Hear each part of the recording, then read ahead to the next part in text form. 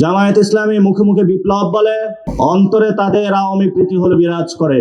গত 15 বছরে শেখ হাসিনার এই যে দীর্ঘ শাসন, এটার পিছনে বিএনপির ব্যর্থতা অনেকাংশে বড় দায়ী।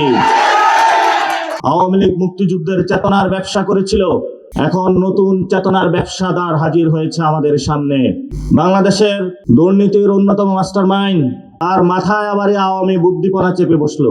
আমরা যদি একটি জাতীয় সরকার গঠন করতে পারতাম, সকল দল যদি অংশগ্রহণ থাকতো, তাহলে দুর্নীতির যে মাস্টারমাইন্ড তার পাল্লায় বর্তমান দেশ যে পরিস্থিতি আছে এটা পড়তে হতো না। কিন্তু বাংলাদেশের পরিস্থিতি যেটা হয়েছে, 5 আগস্টে যখন বিপ্লব হলো, ক্যান্টনমেন্টে যখন মিটিং বসলো, পরবর্তীতে একটি জাতীয় সরকারের আলাপ আসলো, বাংলাদেশের দুর্নীতির অন্যতম মাস্টারমাইন্ড 2001 থেকে 6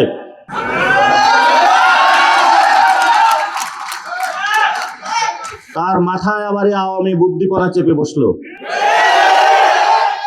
আমরা যদি একটি জাতীয় সরকার গঠন করতে পারতাম, সকল দল যদি অংশগ্রহণ থাকতো, বিপ্লবী একটি সংবিধান বানাতে পারতাম, তাহলে দুর্নীতির যে মাস্টারমাইন্ড তার পাল্লায় বর্তমান দেশ যে পরিস্থিতি আছে এটা পড়তে হতো না। ওই সময়ে বিএনপি ছিল ক্যান্টনমেন্টে, জামায়াত ইসলামী ছিল। জামায়াত ইসলামী মুখে মুখে বিপ্লব বলে, অন্তরে তাদের আওয়ামী প্রীতি হলো বিরাজ করে।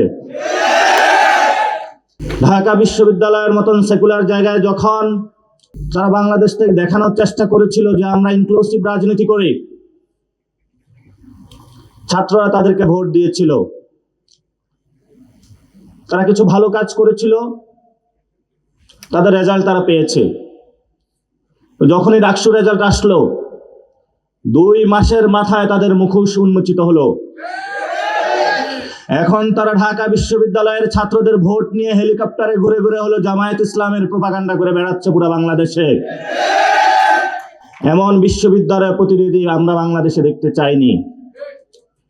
আমরা বাংলাদেশের মানুষকে বলতে চাই, 1 থেকে 6 পর্যন্ত বাংলাদেশের যে বিশৃঙ্খল পরিস্থিতি আপনারা হলো সেখানে পর্যবেক্ষণ করেছেন। তাদের ব্যর্থতার কারণে 1-11 একটি সরকার বাংলাদেশে এসেছিল, যে 1-11 সরকারের মধ্য দিয়ে 15 বছর এমন কোন বাংলাদেশে কোনো তরুণ ছাওয়াল ছিল না যাদের উপরে বাংলাদেশের কোনো জেল জুলুম নির্যাতন নেমে আসে নাই। 1 থেকে 6 এর ব্যর্থতার জন্য যেমন বিএনপি দায়ী, গত 15 বছরে শেখ হাসিনার এই যে দীর্ঘ শাসন, এটার পিছনে বিএনপির ব্যর্থতা অনেকাংশে বড় দায়ী। যখন আমরা বিপ্লব করলাম, বাংলাদেশকে মুক্তির জায়গা দিয়ে নতুন একটি জায়গার প্রচেষ্টা শুরু করলাম, তাদের এই ব্যর্থতার যে রং ইতিহাস, এই দীর্ঘ ইতিহাসকে তারা আবার কন্টিনিউশনের জন্য উঠে পড়ে লাগলো। তারা নতুন করে কার্ড নিয়ে আসলো, মুক্তিযুদ্ধের কার্ড। কিন্তু তাদের জীবনে মুখে শুনলাম না যে মুক্তিযুদ্ধের যে একটি সাম্য, মানবিক মর্যাদা এবং ন্যায় বিচারের রাষ্ট্র, এই 3টি শব্দ তাদের জীবনেও আমরা কোনোদিন মুখে উচ্চারিত হতে দেখি নাই। আওয়ামী লীগ মুক্তিযুদ্ধের চেতনার ব্যবসা করেছিল, এখন নতুন চেতনার ব্যবসাদার হাজির হয়েছে আমাদের সামনে।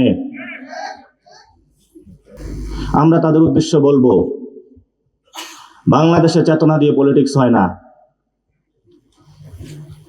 আপনারা 2001 থেকে 2006 পর্যন্ত জামায়াত ইসলামী সহ প্রত্যেকটা সেক্টরে বাংলাদেশে দুর্নীতি করেছেন, আর এখন নতুন করে প্ল্যাটফর্ম আগিয়েছেন